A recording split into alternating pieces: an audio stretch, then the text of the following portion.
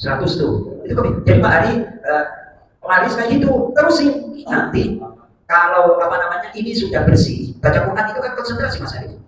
Kalau nggak konsentrasi nggak bisa. Ketika otaknya udah bersih, hatinya udah bersih, apa sih maknanya yang saya baca itu 1-2 ayat direnungkan masuk tuh. Itu metode saya seperti itu. Jadi pagi itu jangan langsung renung, pagi itu baca Quran. Udah bersih, udah jiwanya istimewa, dikasih kayak gini nih Mas Arif. Nah, jiwa manusia itu bagian gelas. Tiap hari dituangin macam-macam. Mulai dari pagi otaknya Mas Arif dituangin apa? Dituangin kerjaan, dituangin ngurus, dituangin macam-macam kan? Ini harus dibersihin apa enggak? Bersihnya gampang apa susah? Ya susah aja lah pokoknya, ya kan? Nah, untuk bersihin ini baca Quran. Kalau baca Quran konsentrasi apa enggak? Ditarik tuh konsentrasinya, dibersihin. Nah, ketika udah bersih, masuk itu pemahaman yang baik dari Quran. Kayak, oh iya ternyata orang yang ditolong oleh Allah bukan orang pintar, tapi orang yang tadi itu untuknya itu sama. Ya Allah selama ini aku belagu, ya Allah selama ini aku sombong. Soal pintar ternyata menghadapi masalah ya butuh aja, masalahnya pun butuh. Benar Pak Aris? Ya. Dan itu dua. Yang ketiga besok kita kaji. Baik, Mas Toto kembali ke surah Al-Baqarah. Ayat yang ke-13 wa idza qila lahu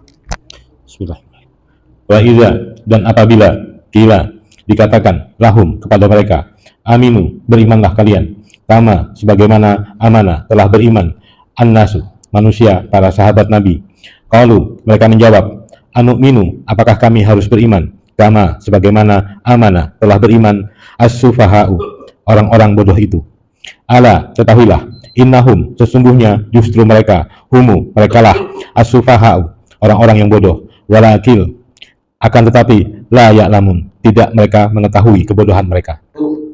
Itu disebutkan oleh Al-Quran goblok tapi merasa pintar. Itu namanya kesombongan intelektual Mas Arif, ya kan? Jadi orang munafik itu aslinya bodoh tapi nggak ngakuin kebodohan. Nah, orang beriman itu bodoh, nggak mau dengar dan segala macam. Saya bersyukur, alhamdulillah ya Allah. Saya kalau dikasih tahu orang, alhamdulillah, gampang terima saya itu Mas. Alhamdulillah, siapapun Mas kayak gini terus saya dengerin. Walaupun kadang-kadang ya emosi, itu kan tabiat manusia. Tapi harus dilawan Mas Arif, dilawan. Kalau saya nggak benar ya nasihatin, nggak benar kok terima kasih dan segala macam.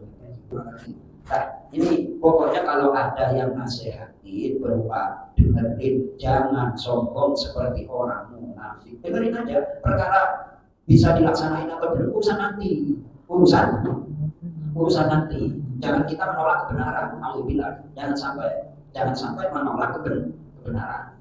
Lanjut, Mas Arif, kita lihat yang mudah-mudahan ayat 14. Wa idza dan apabila laku mereka bertemu allazina orang-orang yang amanu mereka beriman dalam kurung kepada Allah dan Rasulnya. Qalu mereka berkata amanna kami telah beriman. Wa idza dan apabila khalau mereka sendirian dalam kurung kembali bergabung ila kepada syayatinihim setan dalam kurung para pemimpin dan teman mereka.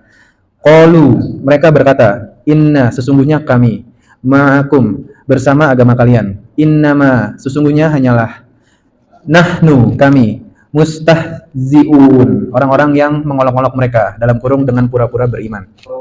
Orang munafik itu punya double fish bahasa lainnya itu apa? Bermuka berkepribadian ganda sangat berbahaya. Kenapa punya kepribadian ganda? Karena mereka hanya mengikuti kepentingan, tak punya prinsip. Sorry, itu udah pakai jadi. Aduh, makasih Pak. Ini Pak siapa nih? Pak Biyu ya? Pak Hamzah, alhamdulillah. Sebenarnya mudah-mudahan diterima demi untuk bersyukur mau menunaikan ibadah haji dan mudah-mudahan kita bisa menyusul Pak Hamzah. Amin ya rabbal alamin. Terima kasih Pak Biyu. Terima kasih, nanti kita doa sama-sama. Ya Mas Ali ya. Amin.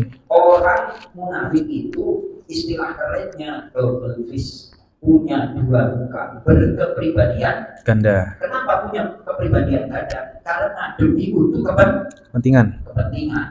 Baik, ini adalah sifat-sifat orang munafik. Satu tadi ayat 13, mereka itu sombong menganggap orang lain bodoh padahal dirinya sendiri yang bodoh. Yang ke-14 adalah punya kepribadian ganda, punya dua wajah hanya demi untuk kepentingan duniawi. Alhamdulillah.